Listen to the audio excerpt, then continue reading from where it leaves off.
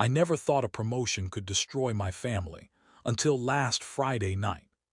That single sentence has been playing in my head for days, like a warning I didn't recognize until it was too late. I'd worked 12 relentless years in the same corporate office, waiting for the kind of recognition that usually belongs to someone else's resume. When my boss called me into his glass-walled office with that stiff smile of his, I knew something big was coming. But I never imagined the fallout wouldn't end at work. The offer was everything I'd ever wanted: senior operations director, a fat salary increase, a bigger office, my own team. But there was one condition: relocation to New York within 6 weeks. My pulse hammered. My wife, Emily, had just started her dream job as a therapist here in our city. Our twins, Max and Lily, were finally settling into their new school after a tough year. And here I was, holding the grenade of a promotion in my hand. I drove home that evening rehearsing the conversation in my head. I pictured Emily's face when I'd tell her, how her green eyes would light up with pride before the shock settled in. I planned every word, every reassurance. I didn't plan for the silence. When I finally told her at dinner, her fork stopped midair. For a long moment she didn't blink, just stared at me as though I'd spoken a foreign language. Then she placed the fork down and whispered, "You're not seriously considering this, are you?" The air thickened. Max dropped his spoon. The twins exchanged nervous glances. And just like that, our simple Friday night family dinner cracked open something we'd kept buried for years. Emily's voice trembled as she said, "This isn't about a job. This is about you always choosing yourself." The words sliced through me. I'd been ready for logistics, for school transfers and apartment hunting. I wasn't ready for the storm of resentment that followed. Emily didn't yell. She didn't need to. Each calm sentence landed like a hammer. She talked about late nights I'd justified as career moves, soccer games I'd missed, birthdays celebrated without me. I felt the weight of every instance, each memory like a brick stacking against my chest. "You think you're doing this for us," she said quietly, "but you've been living for you. For years." Max and Lily excused themselves, their footsteps retreating upstairs like whispers of retreat from a battlefield. The silence that followed was deafening. "I'm not the villain here," I said, the words sounding defensive even to my own ears. "This promotion is for all of us, college savings, a better life." "A better life," Emily cut in, her voice still soft but sharp. "What's the point of a better life if you're never in it?" I had no response. The truth in her question hung heavy between us. For the first time in a long time, I saw not just my ambition but the wreckage it left behind. Part 3. The next morning, the house felt different, too quiet, like the walls were holding their breath. Emily avoided eye contact as she packed the kids' lunches. I wanted to reach out to break the ice, but every word I considered sounded hollow. At work, congratulations poured in like confetti I couldn't catch. My colleagues clapped me on the back, oblivious to the storm waiting at home. Each cheer felt like a betrayal. I smiled, nodded, thanked them, while my chest ached with the memory of Emily's trembling voice. That evening when I pulled into the driveway, Emily's car was gone. A note sat on the kitchen counter, "Taking the kids to Mom's for the weekend. We need space." I read the sentence 3 times, each word heavier than the last. I'd imagined arguments, late-night conversations, maybe even tears. I hadn't imagined absence. Alone in the quiet kitchen, I finally felt the full gravity of the night before. This wasn't just about a job.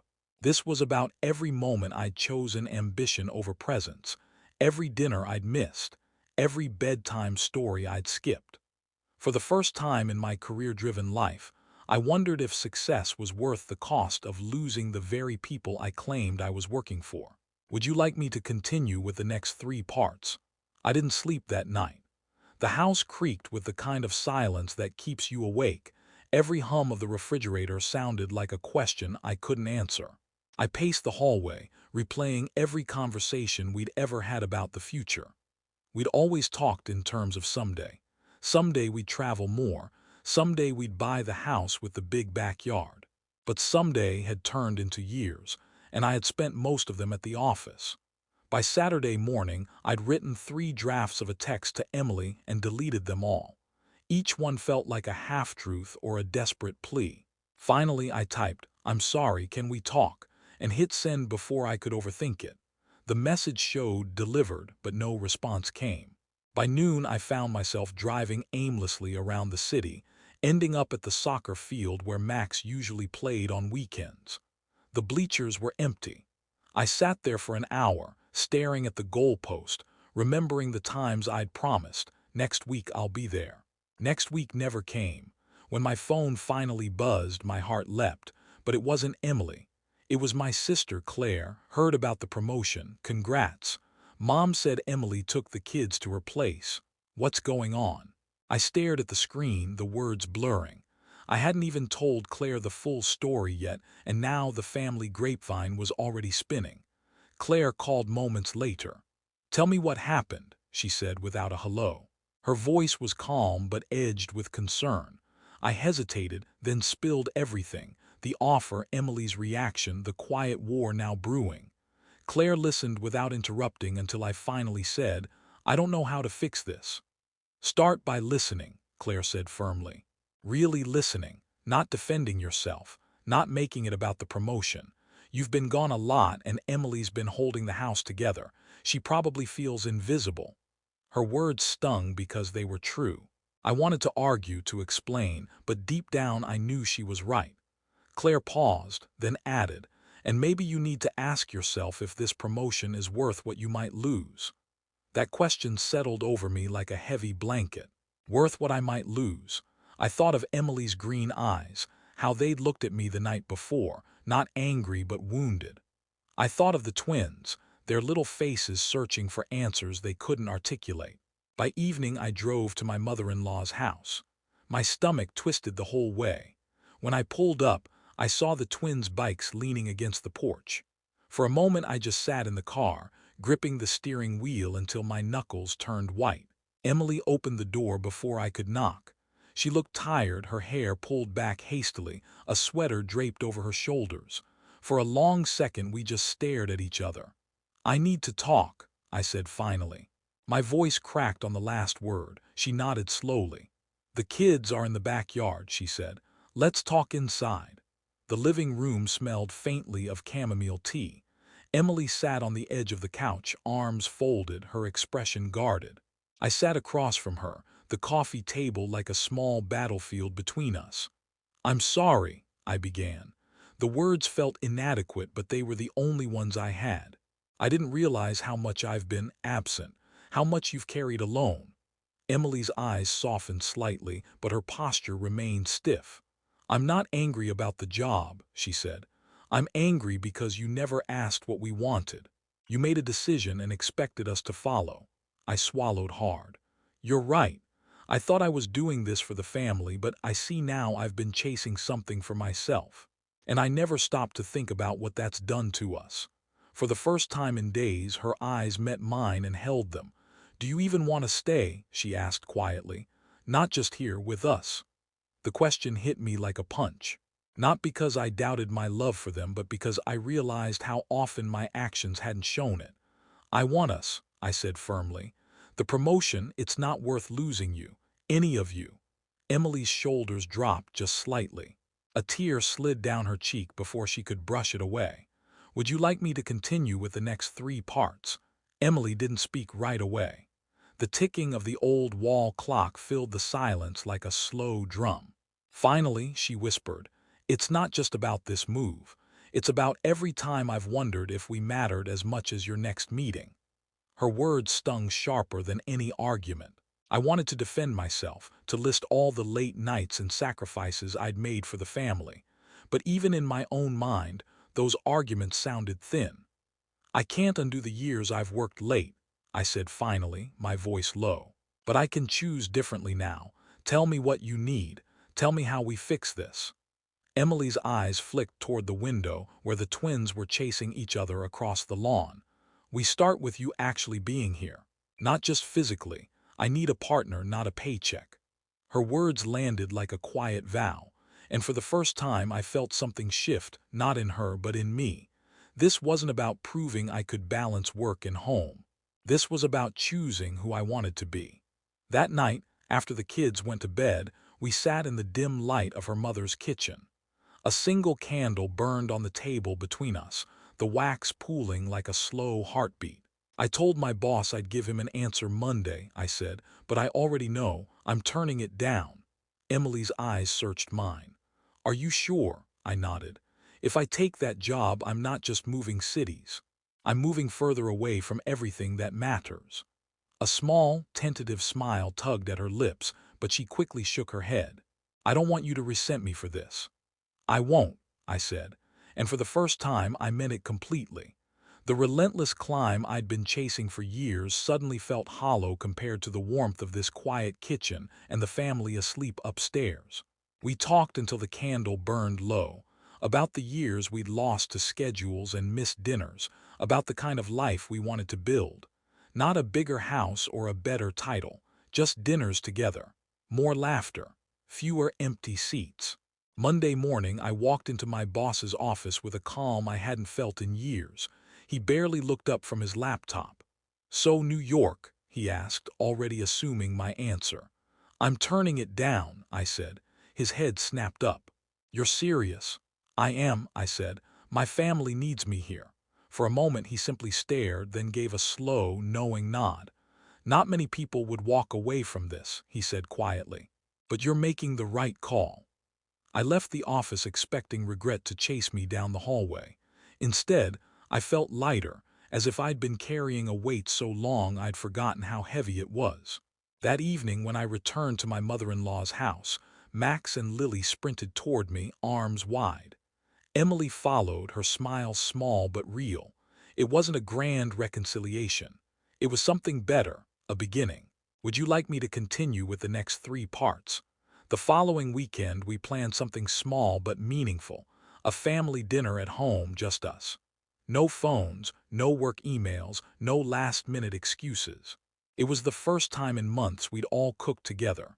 Max insisted on making garlic bread, while Lily guarded the dessert like a hawk. The kitchen smelled of tomato sauce and melted butter, but more than that, it smelled like something I hadn't felt in years. Ease. Emily moved around the kitchen with a quiet grace, occasionally meeting my eyes with a look that said she noticed the difference too.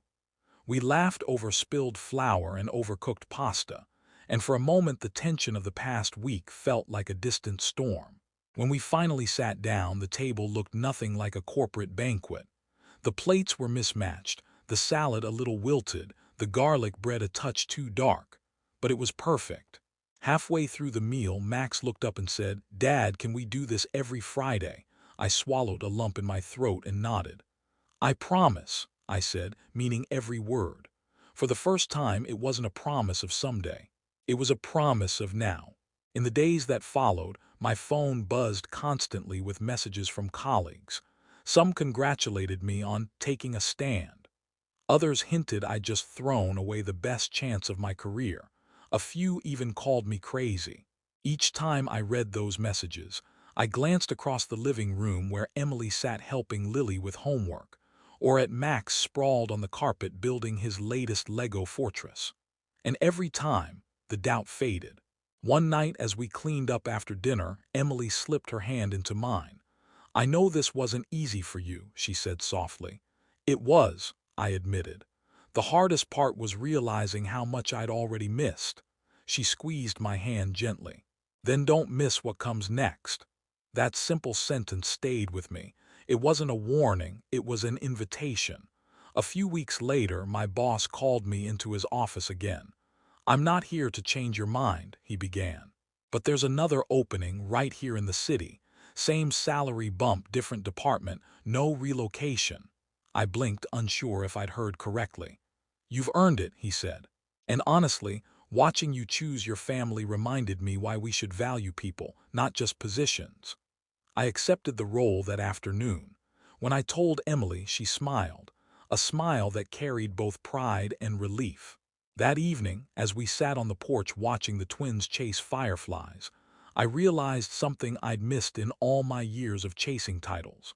The measure of success isn't the corner office or the bigger paycheck. It's the sound of your children's laughter on a warm night. It's the quiet squeeze of your wife's hand. It's being present enough to notice. For the first time, my life wasn't just about climbing. It was about staying and truly living where it mattered most. Autumn rolled in with crisp evenings and leaves like scattered embers across the lawn. Our Friday dinners became a ritual, sometimes pizza, sometimes Emily's roast chicken, sometimes the kids' chaotic chef surprise. The food barely mattered. What mattered was that every seat was filled, every story told. One night, as Max recounted a playground soccer victory, I caught Emily watching me.